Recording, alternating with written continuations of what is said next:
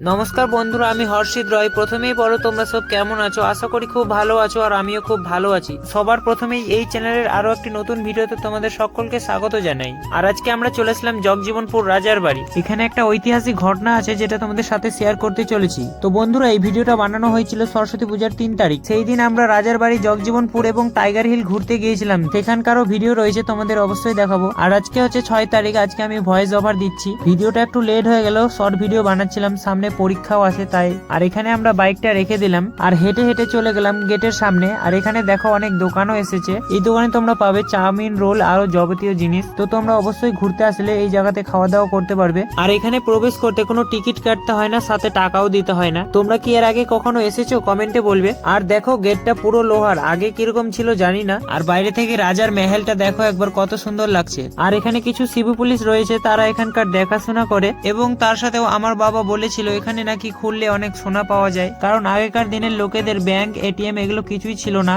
সব টাকা পয়সা, সোনা দানা সব ঘরেই রাখতো। তাই হয়তো কোথাও মাটির নিচে চাপা টাপা পড়ে গেছে। আর এগুলো তো নতুন করে পরে বানানো হয়েছে। আর এখানকার দেওয়ালগুলো একবার দেখো কত চওড়া চওড়া রয়েছে। আজকে সরস্বতী পূজা, আগে এখানে অনেক ভিড় হতো, কিন্তু এখন সব টাইগার হিলেই যাচ্ছে, কারণ সেখানে একটা নতুন পার্ক খোলা হয়েছে। তোমরা তো এর আগের ভিডিওতে দেখেছোই অবশ্য কত লোক। আরো আমরা টাইগার হিল ইকো পার্কেও গেছিলাম, সেখানেও অনেক লোকের ভিড় হয়েছিল। সেই ভিডিওটাও এরপরে পেয়ে যাবে তোমরা। আর এখানকার একটা ঘটে যাওয়া তোমাদের ঘটনা বলি। এখানে এতগুলো লোক এসেছিল, তার মধ্যে একটা ছেলে, সে বলে আমার ভিডিও করিস না। আমি যেভাবে বলছি এটা সেভাবে একদম নর্মাল বলিনি। সে বললো আমার দিকে ভিডিও করিস না, যা ওদিকে গিয়ে কর। আরো খারাপও কথা বলেছিলেন, কিন্তু সেগুলো আমি তোমাদের সামনে বলছি না, কারণ আমার ভিডিও ছোট ছোট ভাই বোনরাও দেখে। আমি চাই না তারাও এই ভাষাগুলো ইউজ করুক। আর তোমরা একবার ভেবেই দেখো না, মানসিকতা কতটা খারাপ হলে এই ধরনের ভাবনা চিন্তা এসে থাকে। আর সে আমার সামনে বলেও দিল, যাতে আমাকে অনেক খারাপ লাগে। তো আমার প্রিয় বন্ধুরা, লাইফে কোনোদিন এগিয়ে যেতে হলে এগুলো ইগনোর করতে শেখো, তবেই একদিন সফলতা পাবে। এই কথাটা শুধু আমার জন্য ছিল না, এটা ফ্যামিলির উপর নির্ভর করে।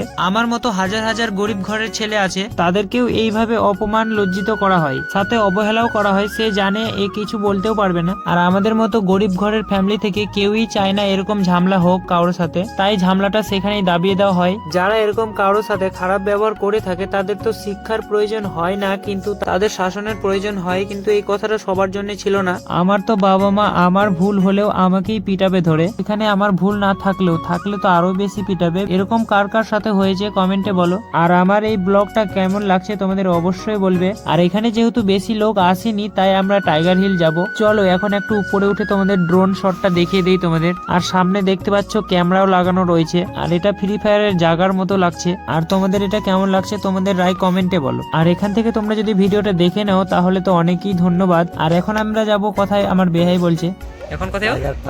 Tiger hill.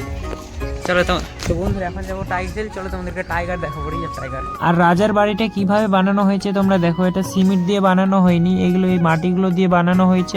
আর সিমেন্টের বদলে চুন ইউজ করা হয়েছে। চুনের ঘর শরীরের জন্য অনেকই হেলদি। আর এগুলো রাজস্থানে প্রায় দেখা যায়। এগুলো গরমের সময় ঠান্ডা, আর ঠান্ডার সময় গরম রাখতে সাহায্য করে। আর চুনের বাড়ি অনেকদিন ঠিক থাকে। আমি সোশ্যাল মিডিয়ায় কোথাও দেখেছিলাম সিমেন্টের বাড়ি কমসে কম 100 বছর দাঁড়িয়ে থাকে, সেখানেই চুনের ঘর 500 বছর দাঁড়িয়ে থাকে। আর এই রাজার বাড়ির প্রথম ঘর থেকে নাকি শিকল বের হতো আগে। আর তোমাদের কি মনে হয় তোমরা কমেন্টে বলবে। আর ভিডিওটা এই পর্যন্তই ছিল এখনকার জন্য। বাই, আর দেখা হচ্ছে নতুন ভিডিওতে।